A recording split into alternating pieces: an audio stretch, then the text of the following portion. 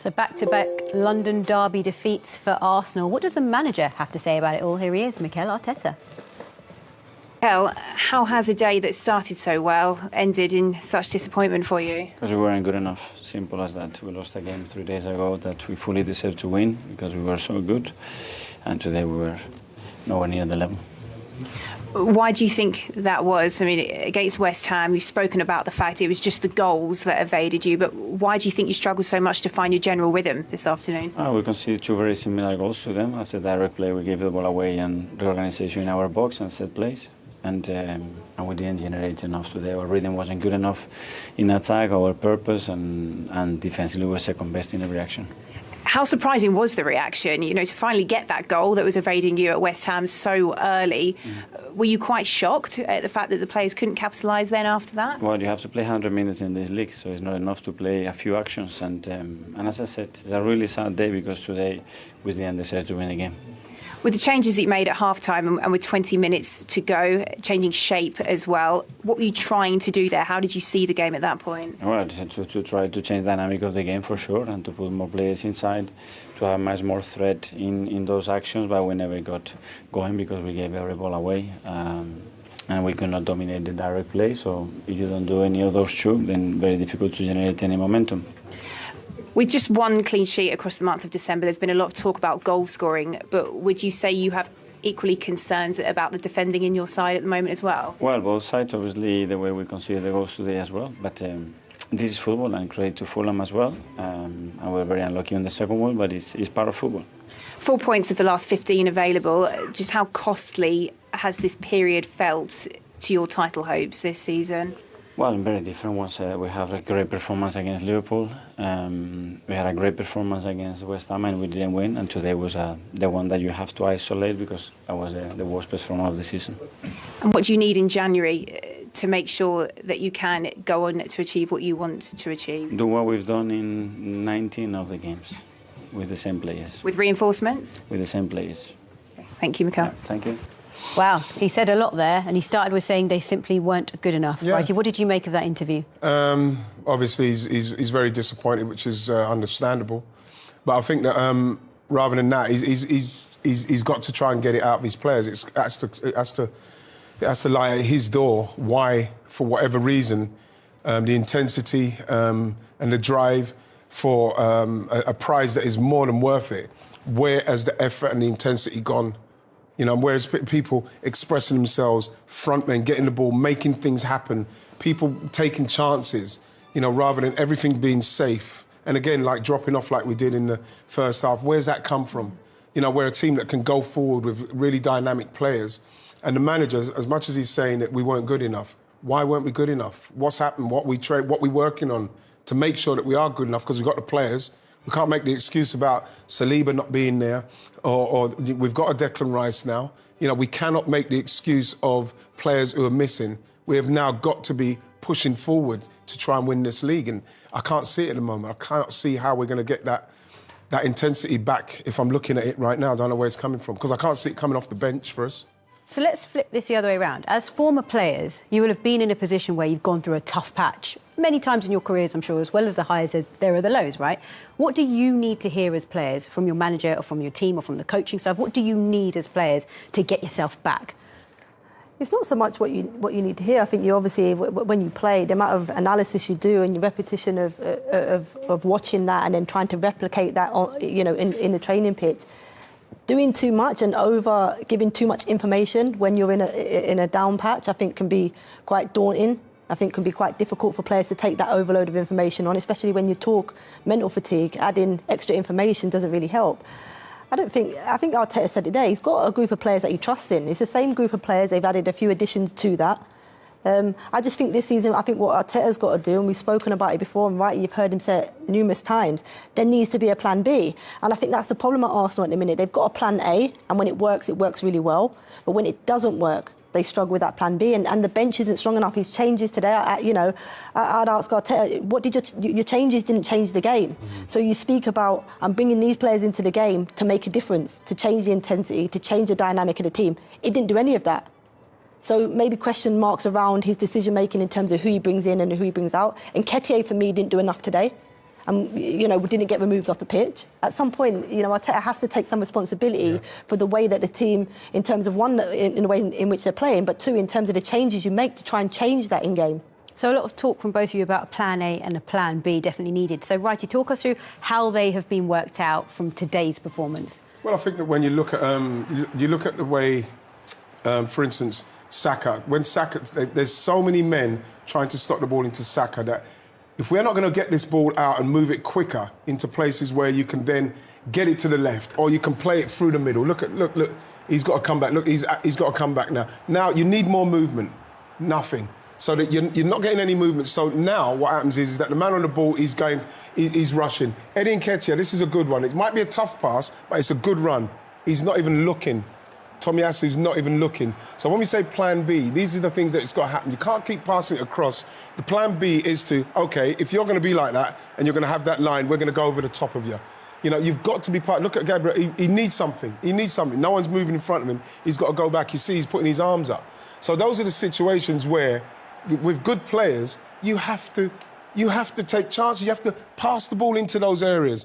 Saka's got to hold the ball up. These are the things that you have to now do. This is attrition. You know what I mean? So when it comes into Saka, he knows I have to hold this so that I can lay it to him so he can do his bit on it. These are the things that they have to work on, because people will go tight on Saka, they'll go tight on Martinelli, and they'll go tight on Ødegaard. And then they'll restrict your passing from the defence into Ødegaard so he can't turn to then pass it to the Saka. And so what's happened is, people know that. You stop Ødegaard, you're probably going to stop the service to these guys. You stop Rice, getting Rice's face, he'll pass sideways. That is what they've worked out. So now what's our plan B? That is where it comes from. But what they, and to add to that, right, is that what they did a lot in areas was then they all got in the same line. So you'd see at times where Havertz would join, or the front four, and get very flat. And when you're in a flat line, in terms of like passing and getting those links, it's quite difficult. If you're in the same line and you play a square pass, which happens at times, the goal come from that, they got nicked on. If that happens, a square pass, it's easier for the opposition to just nick and go. Playing on different lines make it really difficult for defenders to get out and go and try and win the ball back. Arsenal were too flat in terms of their line, in terms of their movement, and it was predictable in terms of reading it as a defender. I don't think Fulham were dragged in areas that they felt uncomfortable defensively. They were pretty much in a good shape throughout the game and wasn't really broken. They had that 5 and 4 in front, quite comfortable throughout the game. Well, we've just seen the fixture list there, and you can see the next match in the Premier League is the 20th of January, so that's, what, a 3-week break? Yeah. Might this help? I think so. I think that you will slowly pick yourself up as time goes by, because you're going to have the time to.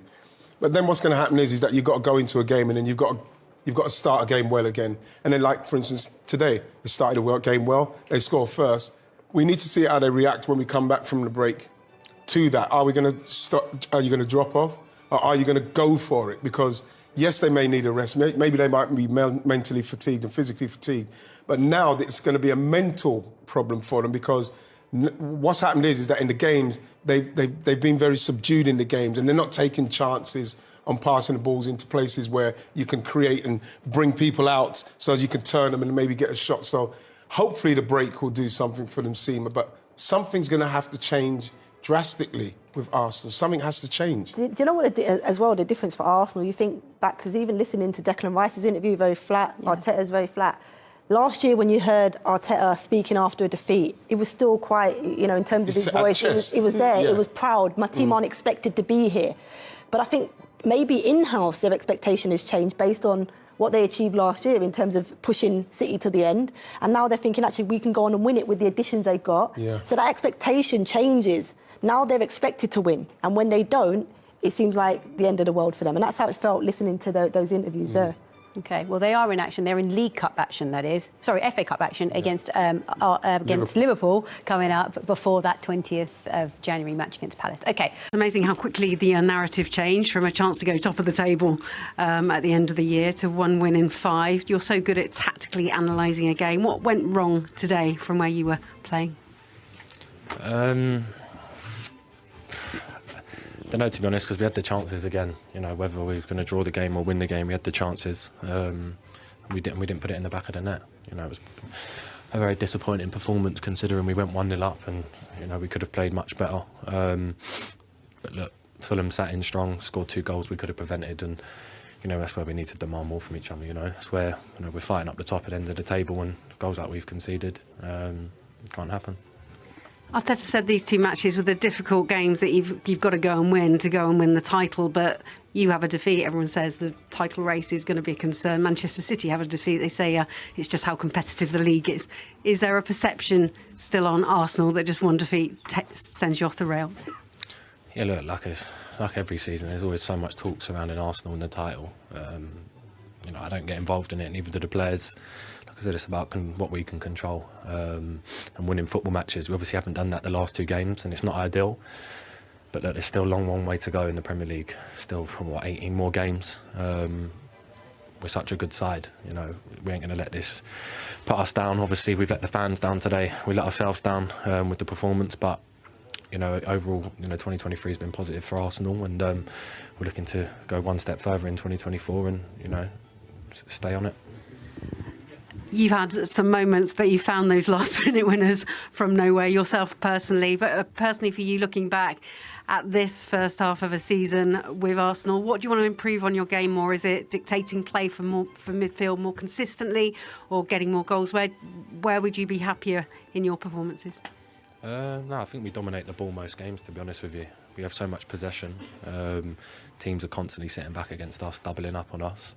That's what you expect, when you're a top side.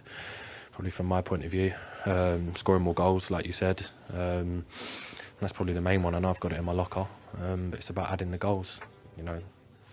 It's not the be and end all that I score more goals, because I've been playing well, but it'd be nice to score more goals for sure. And with the team bouncing back from this, what has Mikel said? And what do you say to people that say he's too over-reliant on a starting 11, and that's why, having done so brilliantly, coping with the Champions League and with the games, that now perhaps that's tallying the depth in the squad? Yeah, look, I've been doing this for 3 years, Europe and Premier League, we're footballers. At the end of the day, it's down to us to get ourselves in the right condition to be able to play these games. I wouldn't put it down to tiredness and rotating the squad. Everyone's fit, everyone's ready. Obviously, we've had injuries, but so's every other team in the Premier League. It's just about what we can control. And like you said, 2 defeats isn't what we've wanted, but still a long way to go, and we'll stay positive. You bounced back already well this season from setbacks. Tell us about that dressing room. Do you think you're inching towards a title that you're winners? Sorry, say that again? Do you think you're inching towards the title that you're winners? Obviously not at the moment, where we're sitting after today. Like I said, it's all the talk comes from the media and people outside of Arsenal. Inside we got so close last year, and this year, of course, we want to win it. But like I said, we can't control what others are doing. We can only control what we're doing. And the 2 defeats hasn't been good, but like I said, we're going to try and win the next game, and then we're going to try and keep winning football matches, and hopefully by the end of it, we'll have some success. So that's what we're aiming for. It's like me passing it to Jason and him giving it me back so I can give it to you. Yes. Why? Yeah. But that's a team he's in. But Andy, you look at all the teams that win the Premier League. You look at Liverpool's team, Jordan Henderson, all right, maybe not as gifted as Declan Rice. Definitely not. But vocally, he would drag that team back from a defeat. But he would drag 0-0. He would call